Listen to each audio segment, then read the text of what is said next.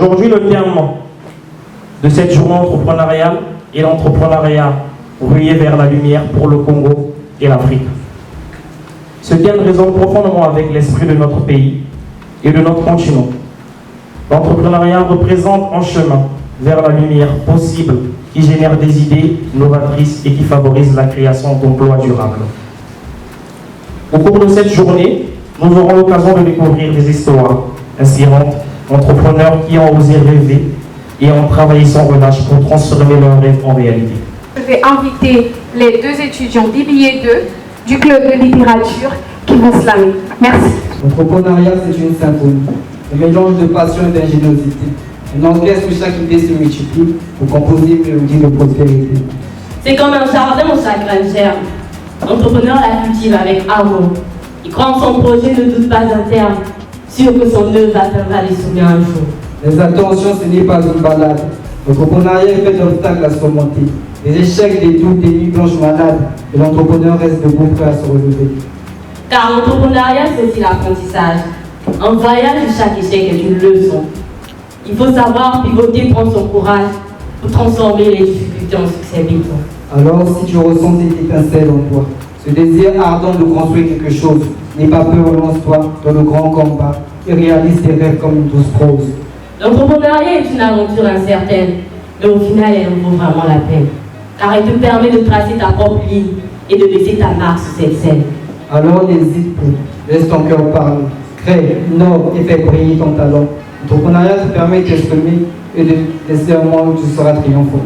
Voilà mon ami les sons de l'entrepreneuriat. Un voyage au pays des possibles infinis où se mêlent passion, audace et persévérance pour construire un avenir plus radieux et exquis. La croissance économique est un phénomène quantitatif et le développement économique est un phénomène qualitatif. Et on ne peut pas parler de développement, un pays ne peut pas se développer s'il ne sait pas créer des richesses, s'il n'a pas de financement. S'il n'y a pas de finance, s'il n'y a pas d'économie, il n'y a pas de développement. Et la création des richesses va sur le thème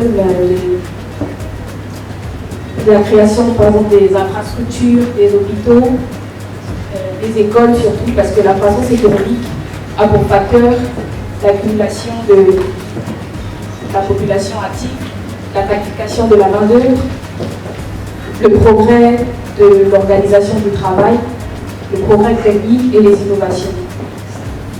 Il faudrait plutôt qu'on pense à améliorer nos conditions de vie, surtout en renforçant l'activité sur les secteurs primaires, l'agriculture par exemple, l'industrie et autres. Et étant donné que nos terres sont très fertiles, on a beaucoup d'opportunités de faire de l'agriculture, de développer, au lieu d'aller importer des tomates, au lieu d'importer des tomates, c'est-à-dire du ketchup par exemple, on a beaucoup d'espace pour en faire. Et c'est là que la croissance économique intervient, parce que dans la croissance économique, on a le facteur de la bonne qualification de la main-d'œuvre. Donc les personnes sont aptes à faire leur travail. Donc c'est ça, c'est tout pour moi. Merci. Moi j'aime bien les projets qui dégagent de la valeur. J'aime bien les projets qui permettent de développer l'audace, développer les activités locales, développer le contexte environnemental. Je trouve qu'on a tellement de problèmes à gérer ici au Congo, en Afrique, que c'est louable de faire dropship. Vous achetez, vous revendez. Donc pourquoi est-ce que vous faites une pause? Actuellement, il manque une somme pour relancer encore notre projet du 2 millions de francs CFA. Pourquoi? Parce que, premièrement, au tout début, en une semaine, quand on s'est lancé, on a fait 600 000 de francs CFA. De francs CFA en 2020. Donc 5 francs, c'est quoi? C'est la marge? Non, le chiffre d'affaires, soit une marge de 60%, une marge de 60%. 60%, oui. Ok, avec l'évolution de l'intelligence artificielle, on a voulu établir des partenariats avec des agents de sourcing qui vont se charger à trouver des fournisseurs pour trouver encore des meilleurs produits. Et aussi, actuellement, on veut se lancer non pas seulement en France, quand on allait à commencer, mais aussi en Afrique, avec le Chili et le continent africain.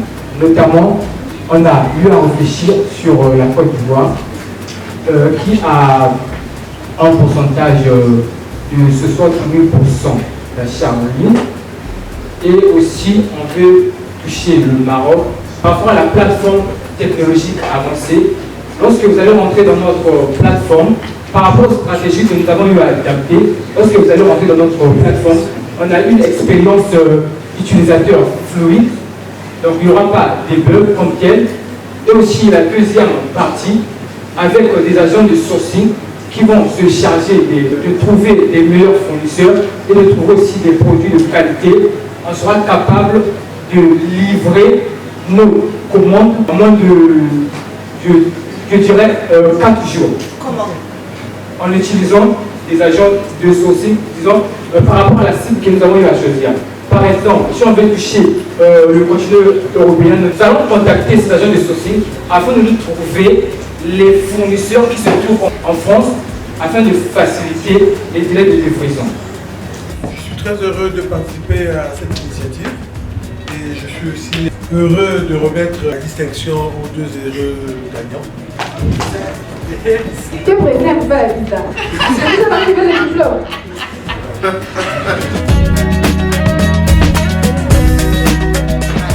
Ménage à fond. La fait moderne. Jeune homme. Bravo.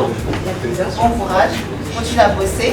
Continue à cogiter pour que les choses soient bien claires et que le projet soit pertinent. Je vous remercie ça. On fera un peu de logique. Puis l'autre, on vous remettra prochainement. Bravo, merci beaucoup. Je suis l'étudiante Ngwele Lafé Tabita, étudiante en BBA Prépa One, chef délégué. Ça me prouve tout simplement que je suis capable de faire plus que ça, étant donné que j'ai pu tenir face à un public. Ça me montre que effectivement, je comprends mon cours de développement personnel. Et ce que je pourrais dire à ceux qui n'ont pas gagné, c'est tout simplement d'encore travailler. Ils sont capables de faire plus qu'ils ne le pensent. Moi aussi, je savais que j'aurais pu. C'est pour ça que j'ai réussi. Aujourd'hui, 3 juin, nous avons eu l'honneur de pouvoir concrétiser notre événement sur la journée universelle de l'entrepreneuriat.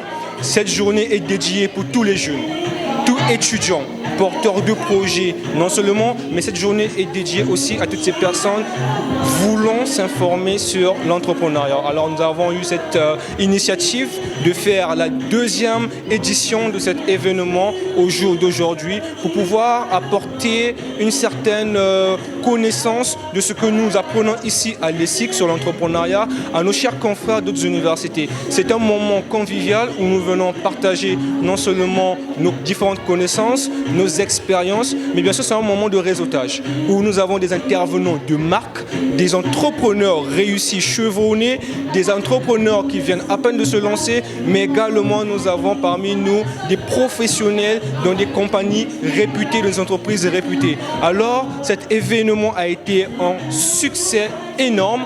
Tout le monde a été satisfait par la prestance des différentes personnes qui ont été conviées à cet événement. Alors nous remercions vraiment tous nos différents sponsors. Je suis Mireille Gazo, donc la directrice exécutive de l'ESSIC.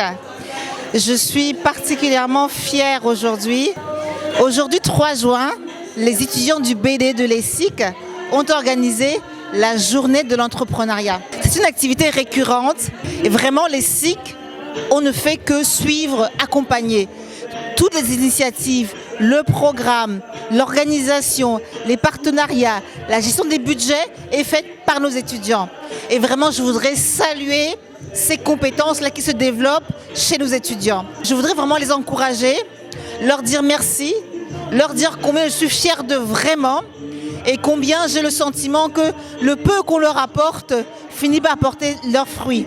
J'espère qu'ils ne s'arrêtent pas là, qu'ils vont prendre encore du poil de la bête pour les années prochaines, faire encore davantage. Ce qu'ils ont fait, c'est formidable, mais comme on fait toujours mieux, l'année prochaine, la barre encore plus haute. Bravo à vous et à l'année prochaine.